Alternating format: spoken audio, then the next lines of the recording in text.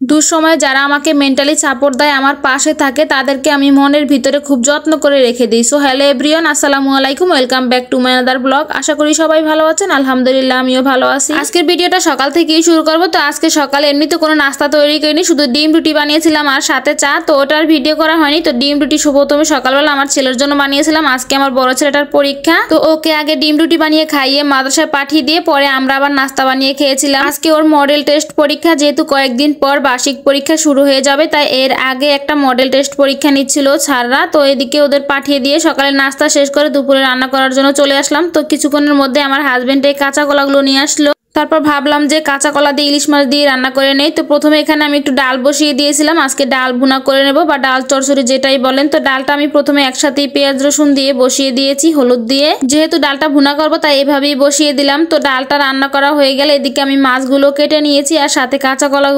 কলাগুলো আমি লবণ হলুদ দিয়ে কিছুক্ষণ ভিজিয়ে রেখেছিলাম, সাথে একটু লবণ দিয়ে। তো ভালো করে পরে ধুয়ে নেব। এভাবে করে ধুয়ে নিলে একদমই একটু কষ্ট থাকে না। আর মাছটাও কেটে সুন্দর করে ধুয়ে লবণ আর হলুদ মাখিয়ে রেখেছি। এখন মাছগুলো ভালো করে ভেজে নেব। তো প্রথম যে কথাটা বললাম যে আমাকে দুঃসময় মেন্টালি সাপোর্ট দিবে, আমার পাশে থাকবে, সেই মানুষটাকে খুব যত্ন করে মনের ভিতরে রাখবো, কারণ সেই মানুষটাই প্রকৃতপক্ষে আমাকে ভালোবাসে, যে আমার বিপদের সময় আমার পাশে থাকে। আসলে আমাদের জীবনে এমন কিছু মানুষ আছে, তারা আমাদেরকে দেখায় যে আমাদের পাশে আছে, আমাদের ভালোবাসে, কিন্তু যখন আমরা কোনো বিপদে পড়ি তখন আমাদের বিপদটা দেখে তারা উল্টো দিকে পালায়। কারণ সেই মানুষগুলো আসলে আমাদের কখনো ভালোই বাসেনি। যদি ভালোই বাসতো তাহলে আমাদের বিপদ দেখে কখনো পালিয়ে যেত না, আমাদের পাশে এসে দাঁড়াতো। সব কথা শেষ কথা, যে আমাদের প্রকৃত ভালোবাসে, প্রকৃত বন্ধু, সে কখনো বিপদ দেখে উল্টো দিকে পালায় না, বরঞ্চ পাশে এসে দাঁড়ায়। তো যাই হোক, এদিকে কথা বলতে বলতে আমি কাঁচা কলাগুলো একটু ভেজে নিয়েছিলাম আর মাছগুলো ভেজে নিয়েছিলাম। আর এদিকে রাইস কুকারে ভাত বসিয়ে দিয়েছিলাম। এখন ঢাকনাটা একটু সরিয়ে নিয়েছিলাম। তো এখানে পেঁয়াজ রসুন আর কাঁচামরিচটা ভালো করে একটু ভেজে নিয়ে দিয়ে দিলাম হলুদের গুঁড়া আর একটু মরিচের গুঁড়া। এখন ভালো করে একটু ভেজে নেব। তারপর দিয়ে দেবো একটু পরিমাণ পানি, দিয়ে ভালো করে একটু মশলাটা কষিয়ে নেব।